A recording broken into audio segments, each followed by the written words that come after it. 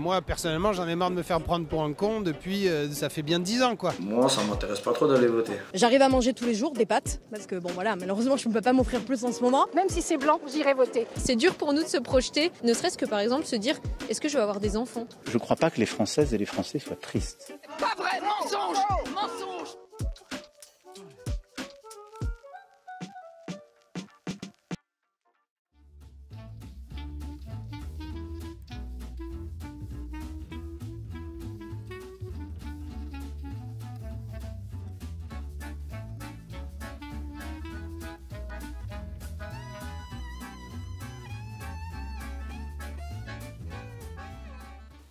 OK, ouais, je dirais que c'est plutôt figé, dans le sens que vraiment on a l'impression que les semaines passent et il n'y a pas grand-chose qui bouge dans les sondages ou dans les idées qui sont présentées par les candidats. Deuxièmement, c'est vraiment plus calme que j'ai pensé. J'ai imaginé une campagne beaucoup plus violente, beaucoup plus passionnée finalement. Et troisièmement, c'est un peu superficiel finalement. Je trouve que vraiment les idées présentées ne sont pas vraiment très profondes jusqu'à maintenant. Il n'y a pas quelque chose qui va changer le nom de ce qu'on a pu imaginer dès le début. Donc oui, calme, figé, superficiel.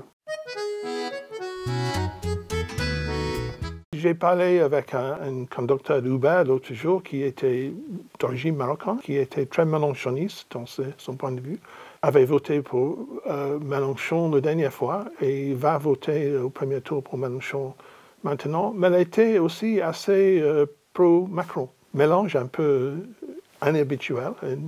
Il a dit que voilà, il pense que Macron a beaucoup mieux fait que les gens disent et qu'il aimait mieux le programme de Mélenchon, mais au deuxième tour, c'est très facile pour lui de revoter Macron. Ça m'a intéressé parce qu'on dit souvent qu'au deuxième tour, cette fois, Macron a beaucoup plus de difficultés de récolter les votes de la gauche. Et je pense que ça, c'est peut-être un peu exagéré, qu'il y a beaucoup de gens qui sont plutôt à gauche qui finalement n'aiment pas beaucoup Macron, même ils vont voter pour lui plutôt certainement que Le Pen ou Zemmour.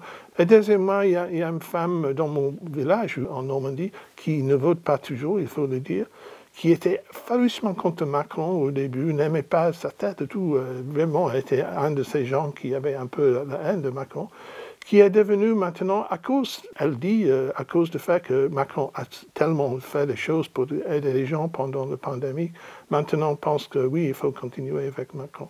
Donc voilà, je ne sais pas s'ils sont représentatifs dans un sens ou un autre. C'est pour ça que je dis que c'est un paysage politique très compliqué en ce moment. Ça peut partir dans tous les sens, peut-être avant le 10 ou le 24 avril. Il y a beaucoup de candidats. Bon, pour moi, il n'y a que trois qui peuvent vraiment, je peux imaginer dans le deuxième tour, Macron, Le Pen et Pécresse.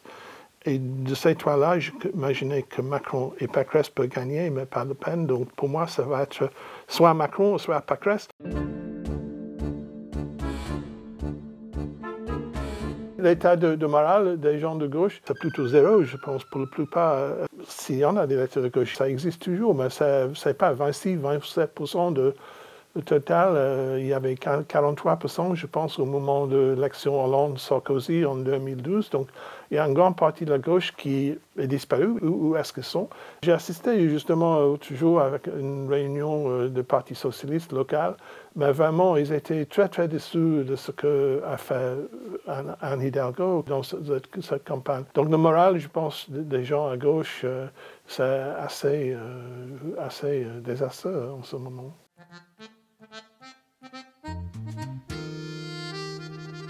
Jusqu'à il y a 10 ans, il y avait de grands blocs de points de vue en France qui finalement structuraient le paysage politique, comme ça existe dans beaucoup de pays, un bloc de gauche et un bloc de droite, qui a disparu maintenant, je trouve. C'est devenu beaucoup plus fracturé, beaucoup plus difficile à comprendre dans le sens. Il y a ce nouveau compagnie de sondage qui parle de 16 tribus politiques en France, qui est très intéressant. Moi, j'ai plutôt tendance à dire que la France s'est séparée en trois, si je peux le dire, que finalement, maintenant, on a une gauche qui est beaucoup rétrécie et beaucoup fracturée. D'un côté, il y a une droite nationaliste, une droite assez dure, Et puis, entre les deux, vous avez finalement un camp du statu quo, un peu, un camp pro-européen managérial. Et pour moi, Macron et Valérie Pécresse sont tous les deux dans ce camp-là. C'est ça qui a changé dans le système, je pense. Sur l'immigration. Les attentes à la laïcité. Lutte contre l'islamisme.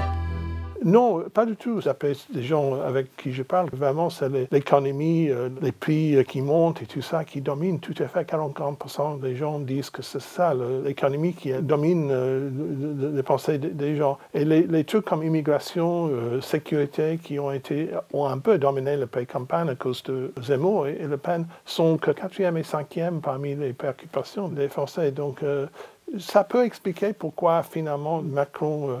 pour le moment, assez fort dans les sondages. Ce qui est évident, qu'il n'y a pas un personnage, il n'y a pas un autre candidat qui est capable de vraiment faire une grande camp d'opposition contre Macron.